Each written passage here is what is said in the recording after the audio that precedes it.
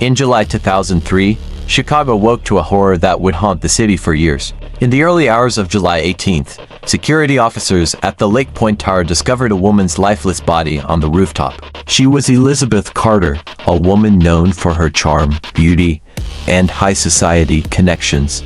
Yet behind her glamorous life hid secrets, passions, and hidden conflicts.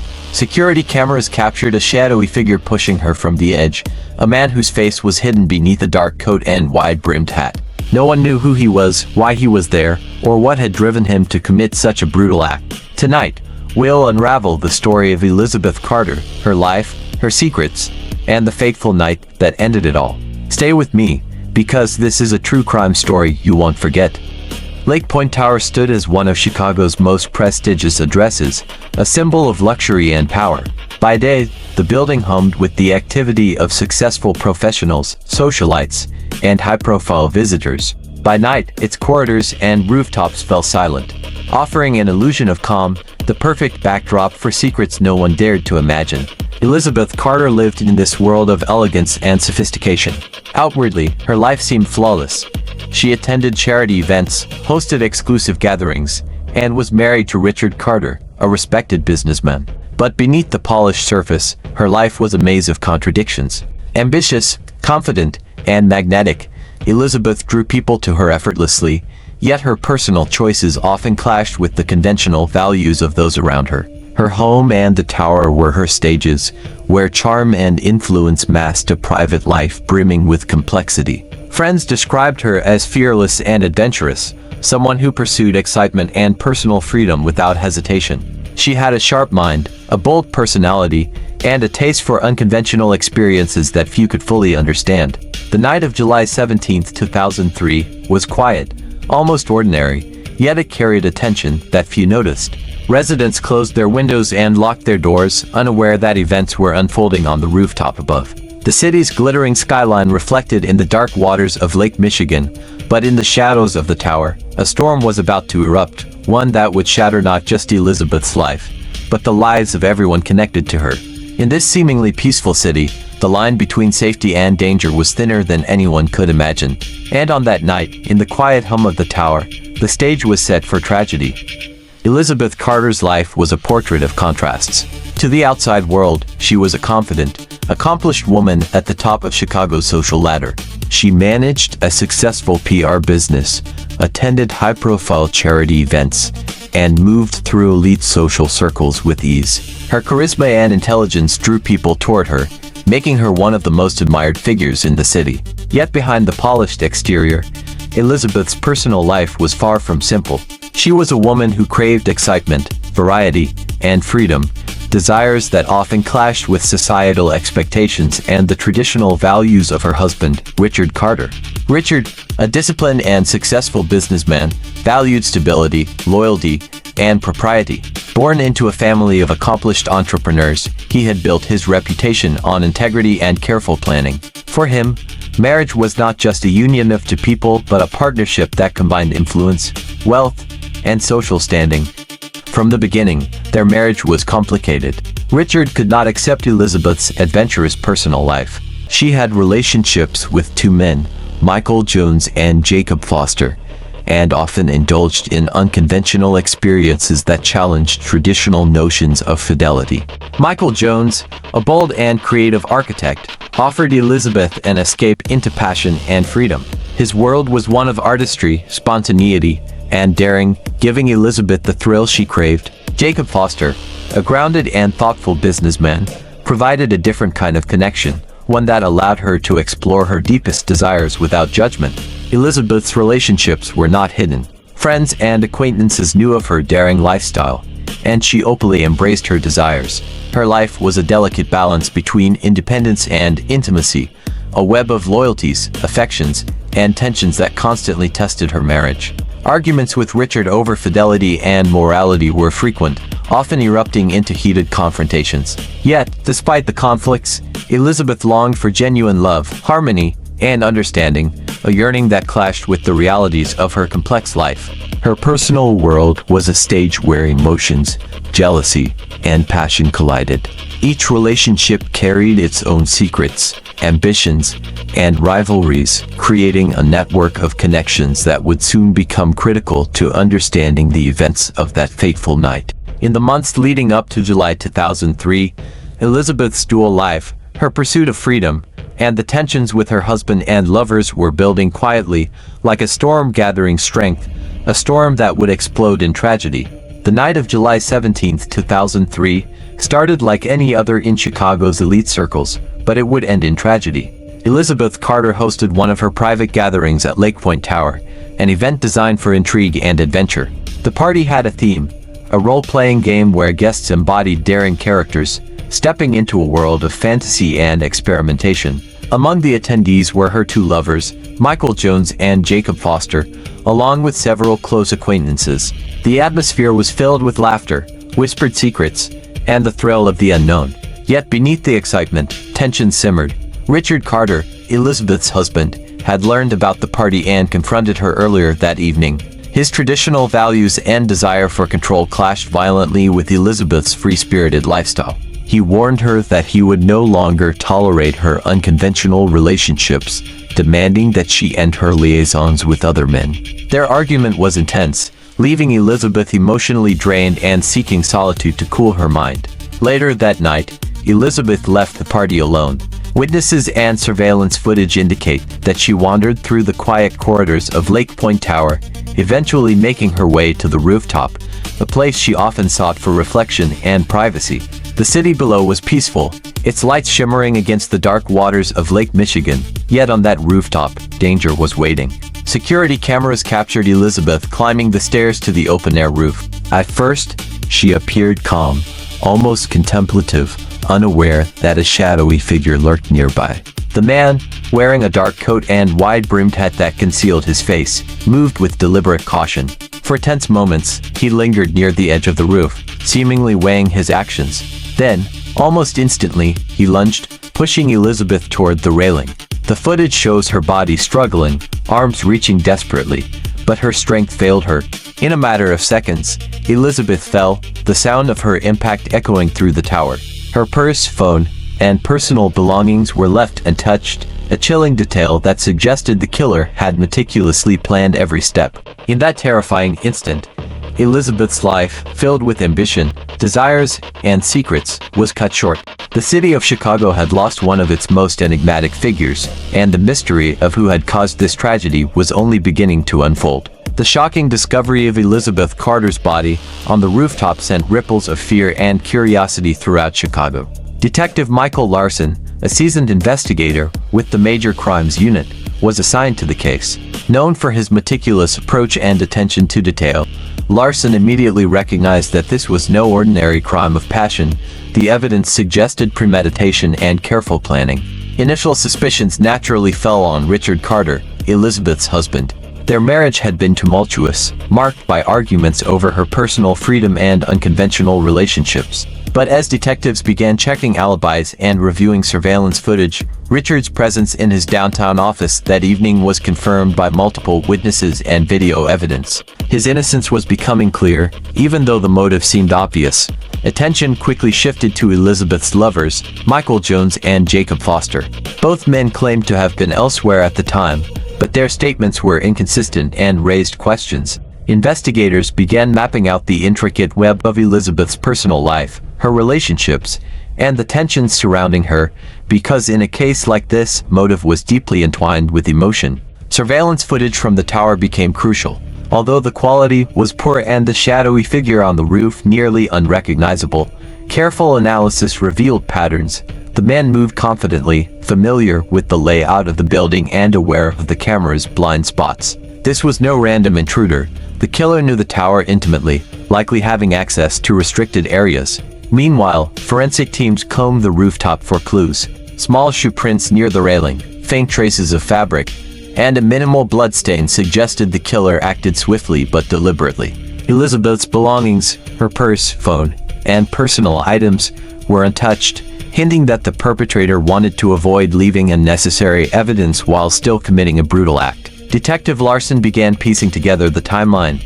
The hours leading up to the murder, Elizabeth's interactions, her calls and messages, and the movement of potential suspects within the building. Every small detail, from footsteps on the stairwell to distorted phone conversations hours before her death, became a critical piece in the puzzle. What emerged was a portrait of a calculated crime, a carefully planned attack driven not by chance, but by jealousy, obsession, and betrayal. And while the case seemed complex, Larson was determined to unravel every layer, knowing that the truth lay hidden within the intricate lives of Elizabeth Carter and those closest to her. Detective Michael Larson and his team knew that solving Elizabeth Carter's murder would require a painstaking investigation, scrutinizing every clue, no matter how small. Forensic experts combed the rooftop and surrounding areas, looking for anything that could reveal the killer's identity. Small details that might have seemed insignificant to an ordinary observer suddenly became crucial pieces of the puzzle. Shoe prints near the railing were unlike any belonging to Richard Carter. Tiny fragments of fabric discovered on the rooftop hinted at clothing worn by the assailant, dark material matching the silhouette captured on the surveillance footage. The killer had clearly taken steps to conceal his identity, yet in his careful planning, he had left subtle traces that investigators could follow. Meanwhile, Elizabeth's personal records were thoroughly examined. Her cell phone revealed a conversation hours before the murder with a close acquaintance. The voice was distorted, making identification difficult, but Larson knew that even these small threads could unravel the mystery. He also examined Elizabeth's relationships in detail. Her husband Richard, the lovers Michael Jones and Jacob Foster, and even acquaintances who might have felt resentment, jealousy, or betrayal. Witnesses in the building provided crucial testimony. Some residents reported hearing footsteps and muffled voices near the rooftop late at night. A security guard admitted noticing an unfamiliar figure climbing a side staircase leading to the roof, but he dismissed it, assuming it was maintenance staff. These seemingly minor observations, when pieced together with video evidence and forensic clues, suggested that the killer was intimately familiar with the tower, someone with access, knowledge of blind spots, and the confidence to move without being noticed. Larson meticulously compared the rooftop silhouette with footage from other areas of the building. The gait, posture, and clothing matched someone who moved deliberately, taking the building's layout into account. Every footstep, every corridor, and every camera angle was analyzed. The team realized that this was not a random act of violence but a calculated plan executed by someone close to Elizabeth's personal world. Further investigation into Michael Jones and Jacob Foster revealed inconsistencies in their alibis. Both men had been involved in Elizabeth's life intimately, and both had motives rooted in jealousy and the desire to maintain her attention exclusively. Their statements were cross-checked against surveillance, witness testimony, and forensic evidence, slowly narrowing the circle of suspects. Even minor details, like the untouched purse and phone, suggested deliberation. The killer had not acted in haste. This was someone who knew exactly what they were doing, someone who understood Elizabeth's habits, and someone who was intimately connected to the tangled web of her personal life. By the end of this phase of the investigation, Larson and his team had a clearer picture. The murder was deliberate, personal, and planned. The evidence no longer pointed to a crime of opportunity. Every trace, every witness account, and every forensic clue converged toward one truth. The killer was someone from Elizabeth's inner circle, someone who had both motive and access. As Detective Larson and his team delved deeper into the evidence, the web of Elizabeth Carter's relationships began to reveal the truth. The investigation shifted from speculation to focus, narrowing in on those who had both motive and opportunity. The pattern became clearer. This was not random violence, nor was it an impulsive act. It was personal, driven by emotion, obsession, and betrayal. Attention centered on Elizabeth's lovers, Michael Jones and Jacob Foster. Michael, the architect, had the passion and creativity Elizabeth craved, but his alibi, supported by witnesses and surveillance, held firm. Jacob Foster, on the other hand, presented a different story. His whereabouts on the night of the murder were inconsistent. His statements contained contradictions, and subtle details from surveillance and witness accounts seemed to implicate him. Further forensic analysis strengthened the case. The fabric fragments on the rooftop matched clothing associated with Jacob. The gait and posture of the shadowy figure captured on camera aligned with his movements, as observed in other recordings. Investigators discovered that Jacob had knowledge of the tower's internal corridors and stairwells, including blind spots in the surveillance system, evidence suggesting planning and familiarity. Delving into his motives revealed a complex psychological profile. Jacob had been increasingly possessive of Elizabeth, unable to reconcile her independence with his desire for exclusivity. Jealousy, resentment, and fear of losing her to another man had festered, intensifying over time. In his mind, the roof had become a stage for control, an isolated space where he could act on his impulses without interference. Combined with witness testimonies and the analysis of Elizabeth's final hours, Larson concluded that Jacob had orchestrated the fateful encounter. He had observed her patterns, exploited her solitude on the rooftop, and executed a calculated attack. Every detail, from the timing to the method, pointed to premeditation fueled by powerful personal emotions. It became clear, Elizabeth's death was not a tragedy born from random misfortune. It was the inevitable outcome of jealousy, betrayal, and a tangled web of relationships. The investigation had uncovered not only the identity of the killer but also the dark motives that had turned desire into deadly obsession, forever altering the lives of everyone involved. With the evidence pointing decisively toward Jacob Foster, the case moved into the courtroom, where the full story of Elizabeth Carter's life, relationships, and tragic death would be revealed. The trial captivated Chicago, drawing attention from the media and the public, fascinated by the tangled web of passion, betrayal, and premeditated murder. Prosecutors presented a comprehensive case, combining surveillance footage, forensic evidence, and witness testimonies. The rooftop footage, showing the shadowy figure pushing Elizabeth, was a focal point. Fabric fragments, shoe prints, and traces of Jacob's movements within the tower corroborated the narrative of a planned attack. Even Elizabeth's final phone calls were examined, revealing tensions and hints of the dangerous emotions surrounding her in her last hours. Jacob Foster's defense attempted to dispute the timeline and motive, claiming innocence and suggesting that other individuals could have been responsible. But the evidence was overwhelming. Surveillance analysis, forensic matches, and inconsistencies in Jacob's alibis created an unbreakable chain linking him to the crime. Expert testimonies detailed his psychological state, emphasizing jealousy, obsession, and an inability to control his impulses, painting a portrait of a man who had allowed passion to turn into violence. During the trial, Richard Carter and Michael Jones gave statements about their relationships with Elizabeth, clarifying their lack of involvement. Witnesses described Elizabeth's vibrant, complex life, a life full of contradictions and daring choices, which had unfortunately intersected with Jacob's dangerous obsession. After days of intense testimony, the court reached its conclusion. Jacob Foster was found guilty of premeditated murder. The judge, taking into account the severity of the crime and the deliberate planning involved, sentenced him to life imprisonment without the possibility of parole. Justice had been served, but the tragedy of Elizabeth's death remained a stark reminder of the tower of unchecked emotions and the consequences of personal conflicts left unresolved. The verdict closed the chapter on one of Chicago's most infamous cases. Elizabeth Carter's story, marked by ambition, desire, and freedom, had ended too soon, leaving a cautionary tale about how passion, jealousy, and secrecy can intertwine with fatal consequences. In the end, the murder not only revealed the dark motives behind a single crime but also reflected the fragility of human relationships when personal desires collide with obsession and betrayal.